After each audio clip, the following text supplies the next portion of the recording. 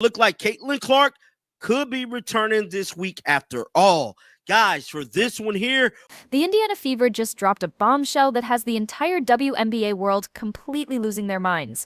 What looked like a simple roster move has actually exposed a secret plan that's been months in the making. And when you see what's really happening behind the scenes, you'll understand why every single team in the league is now scrambling to adjust their strategies. This isn't just about basketball anymore. This is about the future of women's professional sports. And the shocking truth will leave you questioning everything you thought you knew about Caitlin Clark's mysterious disappearance. I'm telling you, when Caitlin gets back, it's going to be scary from a backcourt standpoint, because the two of them with the ball in their hands, without the ball. That's a threat. And as a post player, your eyes have to light up. Because if there's that much attention from the backcourt, they're going to find you. If you set screens, if you set early drags in transition, sky's the limit of what you all are able to accomplish. The move that started this frenzy seemed innocent enough. The Indiana Fever quietly released Kyra Lambert, a player most fans didn't even know existed. She played exactly 1 minute across 2 games. That's it. 1 single minute of professional basketball, and then she was gone without even a thank you post from the organization. But here's what they don't want you to know. Lambert wasn't just any random bench warmer. She was a placeholder, a human seat warmer keeping a roster spot warm for someone much, much bigger. The timing of her release wasn't coincidental. It was calculated, strategic, and it signals something massive is about to happen. The real story starts with Caitlin Clark's injury, but not the version they've been feeding the public. Sure, everyone knows about the groin injury that's kept her sidelined for over a month. What they don't tell you is how this injury has created a powder keg situation that's about to explode across the entire league. Clark went down during what should have been a routine game against Connecticut, but sources close to the team suggest there was way more to that incident than anyone realized at the time. The injury wasn't just bad luck. It was the culmination of months of underlying issues that the Fever had been desperately trying to hide. Today, August 18th, 2025, according to the WNBA transactions page, the Indiana Fever released Kyra Lambert. So if that is indeed the end of Kyra Lambert's Indiana Fever tenure, it did not last very long. It was just last week we were figuring out who Kyra Lambert was and what her signing meant for the team. Behind those closed doors in Indianapolis, panic has been setting in for weeks. The medical evaluations they keep talking about, they're not just checking for physical damage anymore. Team insiders whisper about psychological evaluations, about concerns over Clark's mental state after dealing with the relentless pressure that comes with being the face of women's basketball. The organization knows they're walking a tightrope between protecting their investment and satisfying a fan base that's growing more restless by the day. Every practice she misses, every game she sits out, the speculation gets wilder and the stakes get higher. The schedule ahead is absolutely brutal, and everyone in that organization knows it. 2 games against the Minnesota Lynx, the best team in the league with a 28-5 record, followed by matchups against Seattle, the Sparks, and other playoff contending teams. This isn't just any stretch of games, this is make-or-break time for Indiana's playoff hopes. The front office looked at that schedule and realized they had a choice: throw Clark back into the fire against the toughest competition in the league, or watch their season slip away game by game. The pressure from ownership, from fans, from the league itself has reached a boiling point. Beat reporter Scott Agnes dropped a cryptic comment that sent the rumor mill into overdrive. When asked about Clark's return, he simply said, "Have patience, at least several more weeks." But here's what makes that comment so intriguing. Agnes has been covering this team religiously, and he's never been wrong about inside information. Several more weeks puts her return right at the end of the regular season, which means either the Fever are being extremely cautious, or there's something they're not telling us about the severity of her condition. The fact that he followed up with "trust me" suggests he knows something the public doesn't, and that something could change everything.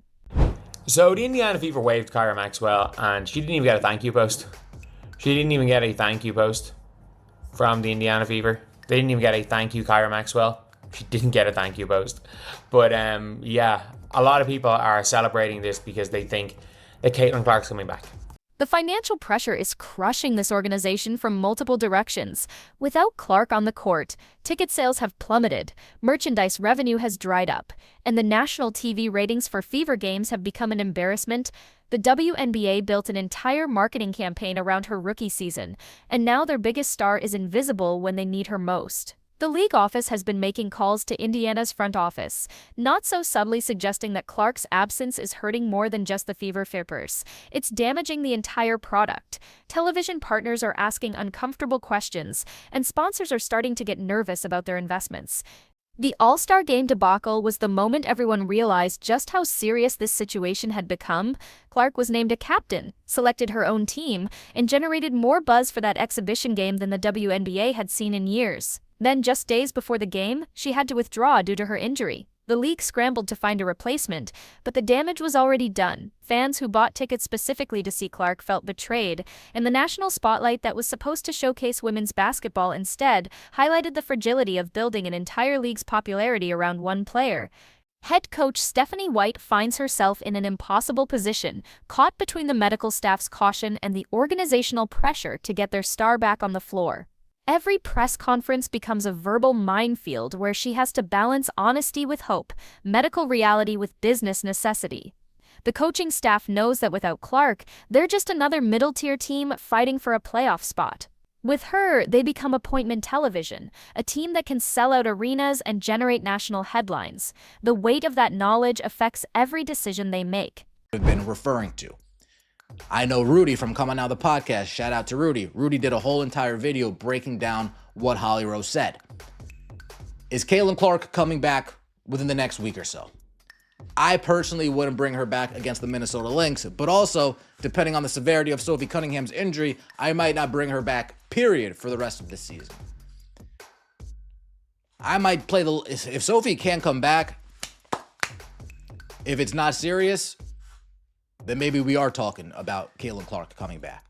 I did say when she went down and this period of time started to get longer and longer and longer and longer, by the time she's cleared, if we're in a playoff spot.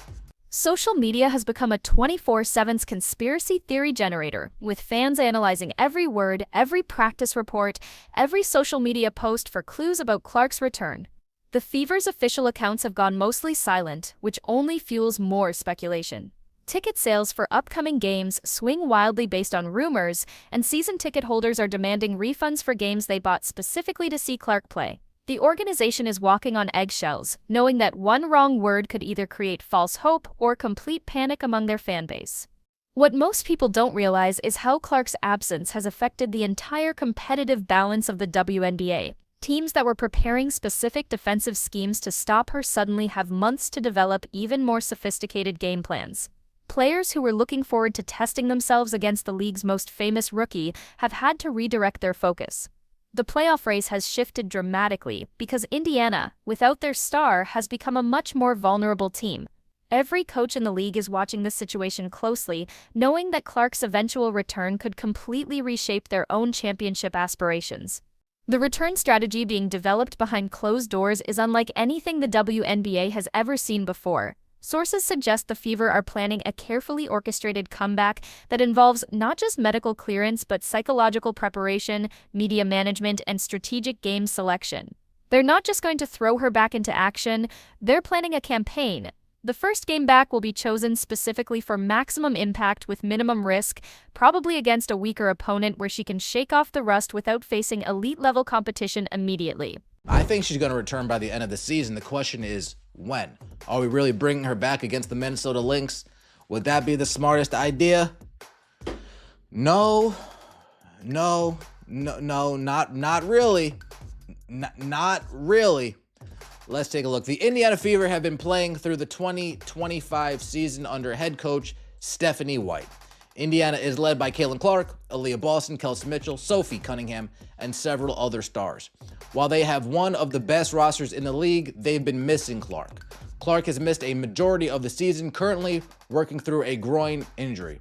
The last time Clark was on the floor was a matchup against the Connecticut Sun on July 16th, while the Fever were on a 3-game win streak. It's been over a month at this point. Opposition coaches are already preparing for multiple scenarios. Some teams are developing entirely different defensive systems depending on whether Clark is healthy, partially healthy, or still sidelined when they face Indiana. The Minnesota Lynx, sitting at the top of the standings, know that a healthy Clark could be the one factor that disrupts their championship plans.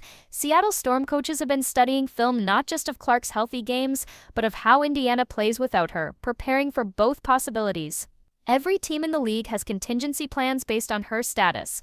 The ultimate gamble facing the Indiana Fever is whether they can time her return perfectly, bring her back too early, and risk re-injury or poor performance that could damage both her confidence and the team's playoff chances. Wait too long, and they might miss the playoffs entirely, wasting an entire season and potentially damaging their relationship with their franchise player. The medical staff wants more time, the coaches want her back immediately, and the front office is caught in the middle, trying to balance long-term health with short-term survival. The first thing that I wanted to bring up is a comment that Scott Agnes made on his YouTube channel. Scott Agnes was replying to someone else's comment who said, "Just can't wait until Cece is back. She's the most dynamic, electric player in the WNBA. Great job, Lexi." And then Scott Agnes replied and he said, "Have patience, at least several more weeks." Now, Scott Agnes is a beat reporter for the Indiana Fever. He has been covering them relentlessly all season, and we have gotten a lot of great information from Scott over the season. And I actually went to his YouTube channel and just kind of skimmed through the comments to see if there was anything else. There was one other reply where he was replying to someone and basically said, like, "You have to trust me or just trust me." It's up to viewers' discretion. It's up to the fans if they want to believe what he's saying, but several more weeks pretty much puts Caitlin Clark to coming back at the very end of the regular season. Here's the shocking truth that nobody wants to admit. Caitlin Clark's injury has exposed just how fragile the WNBA's current business model really is. When one player's absence can affect ticket sales, television ratings, and national attention across the entire league, it reveals a dangerous dependence that could have long-term consequences. The Fever's roster moves, the cryptic comments from insiders, and the mounting pressure from every direction all point to one conclusion. Your return isn't just about basketball anymore. It's about proving that women's professional sports can survive and thrive beyond the popularity of a single individual, and the entire league's credibility hangs in the balance of what happens next.